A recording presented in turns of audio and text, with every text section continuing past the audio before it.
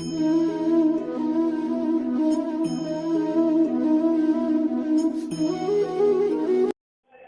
मैं लोधी अशोक राजपूत। आप देख रहे हैं जीएस न्यूज। जैसे कि आप देख रहे हैं कि राजपुर चुंगी क्षेत्र में राजपुर बगिया के अंदर एक संगीत में श्रीमद् भागवत कथा ज्ञान यज्ञ का आयोजन यहाँ पर क्षेत्रवासियों द्वारा लगातार निरंतर पिछले कई दिनों से चल रहा है। यहाँ राकेश शास्त्री जी हैं जो कि राकेशानंद महाराज के नाम से जाने जाते हैं और वो यहाँ पर व्यास गद्दी पर बैठकर श्रोताओं को कथा सुना रहे हैं। तो यहाँ पर अपार भीड़ आपने देखी और लगातार माता बहनों को आपने नाचते गाते हुए देखा होगा।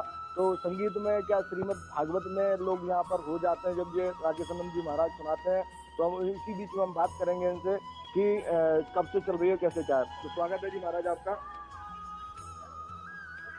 ये सब गोविंद की कृपा है कि इस राजपुर क्षेत्र में राजपुर चुंगी पर बाबा राजाराम की बगिया में ये कथा हो रही है और इसमें सभी क्षेत्रवासियों के प्रेम से, उनके सहयोग से ये कथा हो रही है और मैं बड़ा आभारी हूँ। मैं सबको इस मंच भी से प्रणाम करता हूँ कि मेरी बहनाएं जो यहाँ पर सैकड़ों की संख्या में जो जगह नहीं मिलती है, इतना प्रेम, वो सभी आकर के भगवान के आशीर्वाद लेने आते हैं।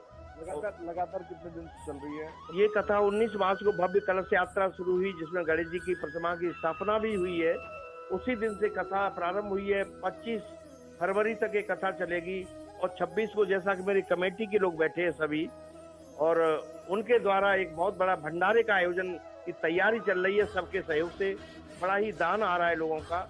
ऐसे कहते हुए हरि की कृपा है, उसकी कृपा है, उसकी बिना पत्ता भी नहीं हिलता है।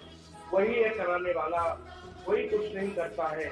यही है मेरा आप सबसे निवेदन कि इस कार्यक्रम को भैया आपके माध्यम से घर घर जाए और सबको आशीर्वाद प्राप्त हो, ये मेरी कामना है। जैसे कि बताया जाता है श्रीमद् भागवत कथा से बड़ा कोई हमारा शास्त्र नहीं है, उसके बारे में आप क्या कहना चाहेंगे? संक्षिप्त में बताइए जिससे कि श्रोता जो हमारे चैनल के माध्यम से देखें, जो सुने। राजा परीक्षित को कथा सुनाई श्रीमद् भागवत सुखदेव जी ने। तो ये जो 17 पुराण है ना, वो हमारे ब्रह्मा जी ने तौले थे। तो 17 पुराण जो चढ़ गए और एक पुराण श्रीमद् भागवत एक पल्ले में था, तो उस समय भी ये पल्ला भारी रहा। कहने का अर्थ यही है कि 17 पुराणों में अगर सबसे बड़ा ग्रंथ है और सबसे पावन पुण्य ग्रंथ है तो श्रीमद् भागवत है। इसमें जब द्वापर की समाप्ति में कृष्ण भगवान जा रहे थे तो वो स्वयं इस भागवत में प्रवेश कर गए थे। तो ये कोई साधारण एक पुस्तक नहीं है, ये स्वयं भगवान है, इसका भगवान प्रवेश है।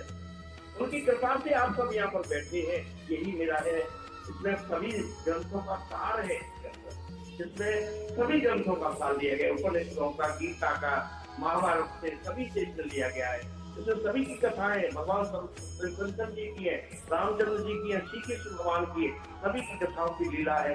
वर्णन करती सबसे बड़ा अर्थात यही मैंने कथा में भी बताया था कि जहाँ भी जाए कथा को श्रवण करें, इसमें रस ही रस है, ये अमृत है। इसमें आप पिए, जितना पिएंगे उसमें आपको भगवान आपको आशीर्वाद देंगे। बोलो वृंदावन बिहारी लाल की। जैसे कि आप देख रहे थे राकेशानंद महाराज जी थे और उन्होंने बताया कि श्रीमद् भागवत कथा जो कि 16 प्राण, जिसके अंदर और प्राण भी हैं हमारे हिंदू शास्त्र के अनुसार।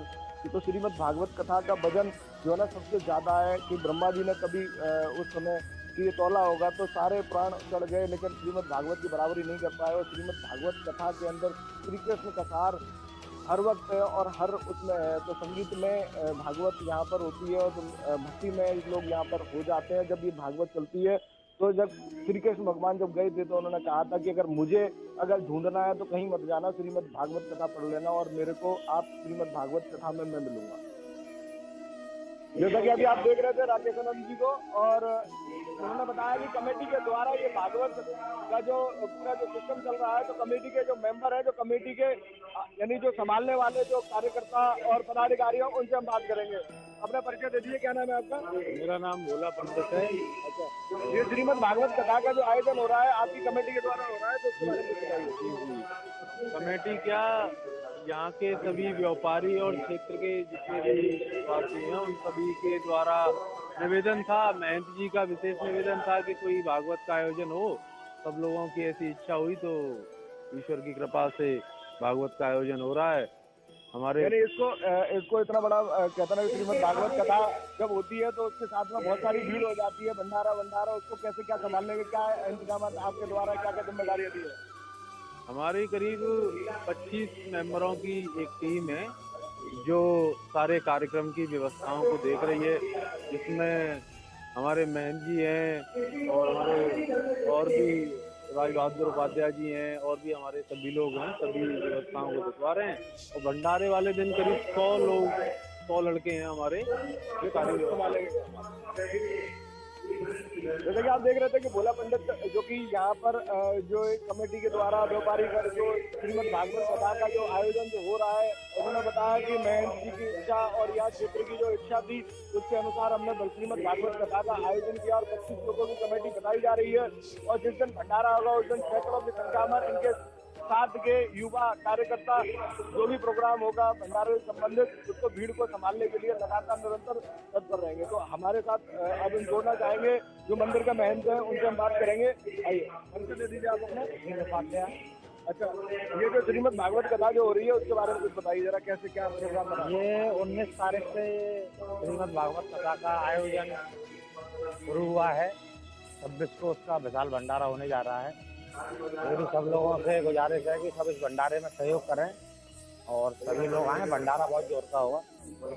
यानी कैसे आपका कैसे प्रोग्राम बना कि श्रीमद् भागवत कथा ही होनी चाहिए? सब क्षेत्रवासियों की इच्छा से, क्षेत्र की सब लोग की इच्छा हुई कि यहाँ पे भागवत होनी चाहिए, राजा राम की बनी चाहिए।